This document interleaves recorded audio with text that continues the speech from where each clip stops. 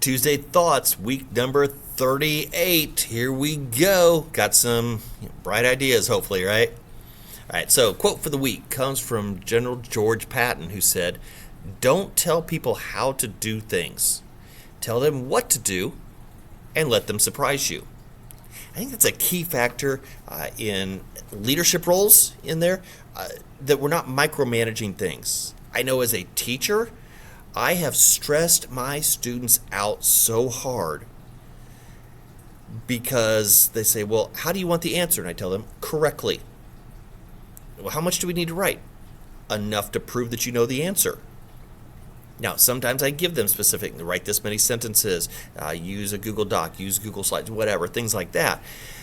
But I'll tell you, it has been so cool. And I had a student one time tell me that his head hurt for a couple of weeks in my class until he figured it out that I was letting them express themselves and show in their way and their skill set of what they knew. And so from a leadership standpoint, that's an awesome way, I believe, to help people to learn and to grow.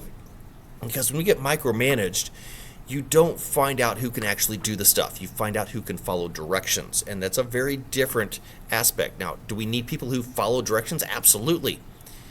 But if you're looking to engage and develop leaders, if you're looking to develop people's ability to think independently and to be creative, the only way to do that is to put them in situations where they have the chance to do that.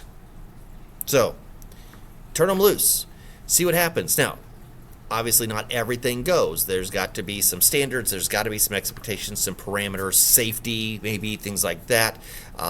But legal, little details like that, right? But overall, allowing a member of your organization, allowing a student, allowing somebody that you're working with freedom to create is so cool to watch, because so many times they will come up with things and you go, I never thought of that idea, but man, that works. Cool, way to go. And they have such confidence in themselves, and you continue to do that, and they're going to pass that down the line because that's how they learned and were successful, and they're going to send that to other people. Now, our extra quote for the week, I have it written down, and I think I must have been short of sleep or something with this, but it makes sense too. It says, "Don't try to row a canoe with a spatula. Find the right tool for the job." Okay? Don't force things to happen. One of those key things is your leadership style. Don't feel that how you're comfortable is a wrong thing. Okay, I've seen too many people go in and try to be leaders, but they say, well, this person leads like this, I need to be like that, and it's not how they're comfortable doing it, and it ends so badly, and they are so stressed out and so frustrated about things because it's not going like that person made it happen.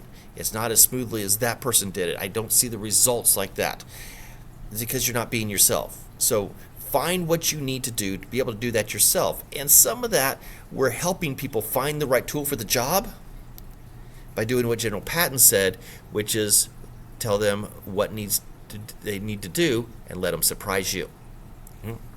Now, here's our little random fact for the week here. So the fire hydrant patent was credited to a man named Frederick Graff Sr. He was the chief engineer for the Philadelphia Water Works during the early 1800s. Unfortunately, he's credited for it, but the original patent was destroyed when the patent office in Washington, D.C. burned down in 1836. After another 100 years, the retired firefighter named George Sigalakis, say that fast, right, reinvented the hydrant after they'd been failing to work in too many critical emergencies. So we had an original, patent dies out, gets reinvented. So, interesting idea that we kind of got two different concepts of the origin story for the fire hydrant. And then our random word for the week, collywobbles. It's when you have a stomach ache. How you know? How about that? So when you don't feel good, you got the collywobbles. Now I need to figure out where that word came from and what the origin of that is, because I'm fascinated. Anyways, that is the Tuesday Thoughts for week number 38. Hope you're having a great week. Continue to have a great week. Talk to you next time.